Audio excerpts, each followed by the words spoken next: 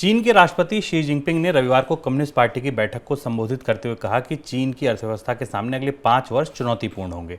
Jinping ने कहा कि चीन की सरकार और कम्युनिस्ट पार्टी को लोगों की आय बढ़ाने की दिशा में काम करना होगा। उन्होंने कहा कि सरकार को अर्थव्यवस्था को आगे बढ़ाने तथा नए विकल्प तलाशने की दिशा में प्रयास बढ़ाने होंगे। कम्युनिस्ट पार्टी की बैठक को संबोधित करते हुए जिनपिंग ने यह भी कहा कि चीन को औद्योगिक मामले में पूरी दुनिया में अपनी लीडिंग पोजीशन को बनाए रखना होगा और साथ में अनाज जरूरत के लिए आत्मनिर्भरता हासिल करनी होगी। माना जा रहा है कि इस बैठक में शी जिनपिंग को अतिरिक्त 5 वर्षों तक राष्ट्रपति बनाए जाने पर मंजूरी मिल जाएगी। सर, अगर हम भाषण से संकेत पकड़ने की कोशिश करें तो चीन की अर्थव्यवस्था के लिए, दुनिया भर की अर्थव्यवस्थाओं के लिए क्या संकेत मिलते हैं? 3 बड़ी चीजें चीन से निकलती हैं और चीन की अर्थव्यवस्था में होने वाला कोई भी घटनाक्रम, वहाँ मांग में कमी, वहाँ प्रॉपर्टी क्राइसिस पूरी दुनिया को और भारत को भी प्रभावित करता है। इसलिए हम चीन के कम्युनिस्ट पार्टी की जो बैठक थी, इसका अपना एक राजनीतिक असर भी है, मतलब था, जिस पर तो लोगों की निगाहें थी। पर चीन के राष्ट्रपति का जो आर्थिक प्रस्ताव है, जो आर्थिक भाषण है, उसमें कई महत्वपूर्ण संकेत हैं जिन्हें दुनिया की अर्थव्यवस्था करीब से पढ़ने की कोशिश कर रही है और भारत पर भी उसका असर होगा। हमें ध्यान रखना होगा कि चीन दुनिया में सबसे तेज दौड़ती हुई अर्थव्यवस्था थी। 2012 से लेकर 2021 के बीच में ग्लोबल जीडीपी में चीन का हिस्सा 11% से बढ़कर 18% हो गया। यानी दुनिया की अर्थव्यवस्था का एक बहुत बड़ा हिस्सा, जीडीपी का एक बहुत बड़ा हिस्सा चीन के हाथ में रहता है और इसीलिए चीन की अर्थव्यवस्था जब स्लो डाउन के मोड में जाती है तो दुनिया की इकोनॉमी में भी गिरावट होती। चीन इस समय आर्थिक रूप से अपनी सबसे जटिल और सबसे बड़ी चुनौती झेल रहा है।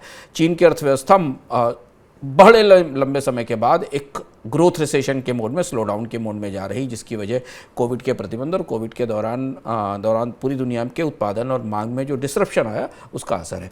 उसके बीच कम्युनिस्ट पार्टी की कांग्रेस हुई और इस कांग्रेस में चीन के राष्ट्रपति ने 3 महत्वपूर्ण बातें कही। चीन के राष्ट्रपति ने एक महत्वपूर्ण बात यह कही कि अंतर्राष्ट्रीय अर्थव्यवस्था में चीन का जो असर है वो बना रहेगा और उसे बनाए रखने के लिए पूरी कोशिश की जाएगी। इसका फलित ये है कि चीन फिलहाल अपनी नीतियों में कोई बड़ा बदलाव नहीं करने जा रहा है। वो इकोनॉमी को सस्ती पूंजी से, सस्ते निवेश से और बहुत सारे तौर तरीकों से प्रॉप अप करता रहेगा, निवेश डालता रहेगा।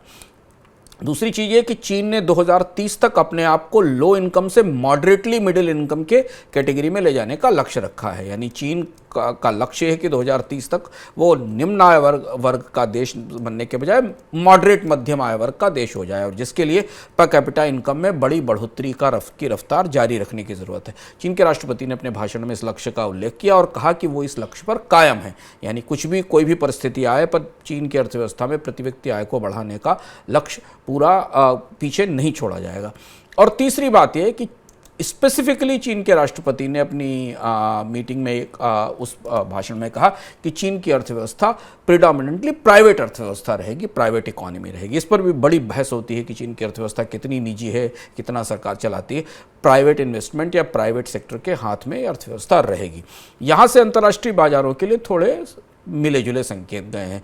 शी जिनपिंग का वापस सत्ता में लौटने की संभावना मजबूत है, ये दिखाई दे रही है। पर इस पूरी मीटिंग से ऐसा कोई संकेत नहीं निकला कि चीन अपनी ग्रोथ की ट्रेजेक्ट्री में, अपने रिफॉर्म के ढांचे में, अपने सुधारों के तौर तरीकों में कोई बड़ा बदलाव करने वाला है। बल्कि जिन लक्ष्यों को लेकर चीन की अर्थव्यवस्था को आगे बढ़ाने की कोशिश की जा रही थी, शी जिनपिंग ने उन पर और ज़्यादा दबाव बनाया है और बहुत सख्त लक्ष्य हैं, बहुत टफ टारगेट हैं 2030 तक के, उन्हें लागू करने के लिए कहा है। तो हम फलित के तौर पर देख सकते हैं कि क्या आने वाले 1 महीने में, 15 दिन में चीन में कोई बड़ा बेल आउट पैकेज आएगा, सरकार फिर बड़े पैमाने पर निवेश करेगी। कुछ ऐसी सूचनाएं या कुछ ऐसे बड़े फैसले चीन की कम्युनिस्ट पार्टी की कांग्रेस खत्म होने के बाद हमें अगले 15 दिन से 1 महीने के बीच में दिखाई दे सकते हैं।